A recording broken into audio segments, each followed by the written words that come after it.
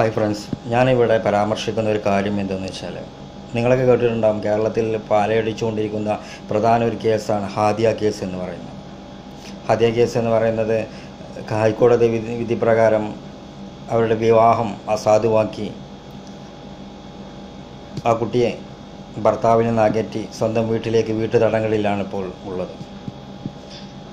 ഇവിടെ സർക്കാർ പറഞ്ഞിട്ടുള്ളത് 24 വയസ്സുള്ള ഹാദിയ എന്ന സ്ത്രീക്ക് സ്വന്തമായി തീരുമാനം എടുക്കാനുള്ള കഴിവില്ല എന്നും, ആ തീരുമാനങ്ങൾ അതുകൊണ്ട് തന്നെ ഈ വിവാഹം നിലനിൽക്കുന്നില്ല എന്നുമായിരുന്നു കോടതി ഉത്തരവ്. അതിന് ചുവട് പിടിച്ചുകൊണ്ട് തന്നെ കേരള സർക്കാർ അനുകൂലമായ മൊഴിയാണ് കേരള സർക്കാരിൻ്റെ അഭിഭാഷകനും ഹൈക്കോടതിയിൽ കൊടുത്തത്.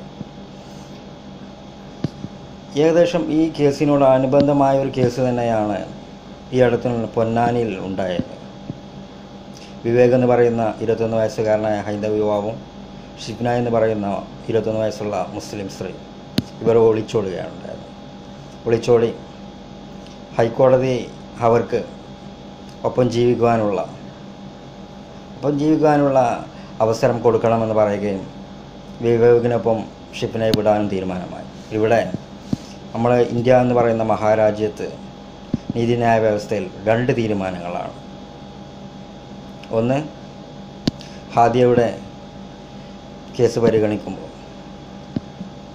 മറ്റൊന്ന് ഈ കേസ് പരിഗണിക്കുമ്പോൾ. ഇവിടെയെല്ലാം വ്യക്തമാകുന്നത് ഇന്ത്യ എന്ന് പറയുന്ന മഹാരാജ്യത്ത് നീതിന്യായ വ്യവസ്ഥയിൽ എല്ലാ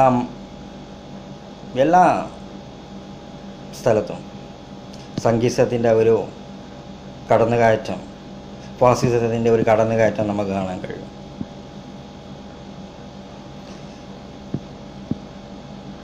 ഇതിനെതിരെ NDF-ൻ്റെ നേതൃത്വത്തിലുള്ള ഒരു ഹൈക്കോടതി മാർച്ച് ഉണ്ടായിരുന്നു. പരോക്ഷമായി ഞാൻ NDF-നെ അനുകൂലിക്കാറില്ല, പക്ഷേ അവരെടുത്ത തീരുമാനം, ഹൈക്കോടതി മാർച്ച് ശരിയാണ് എന്ന് എനിക്കിപ്പോൾ തോന്നുന്നു. ഇതുകൊണ്ട് എന്നെ ആരും ഒരു തീവ്രവാദിയാക്കേണ്ടതില്ല. കാരണം ഇന്ത്യ എന്ന് പറയുന്ന ഈ മഹാരാജ്യത്ത് ഒരേ നിലയിലുള്ള 2 കേസുകൾ, 2 വിധികൾ. ഇന്ത്യൻ നിയമം എങ്ങോട്ടാണ് പോകുന്നത് എന്നെനിക്കറിയില്ല. പക്ഷേ ഒരു കാര്യം ഇവിടെ പ്രസക്തമാണ്.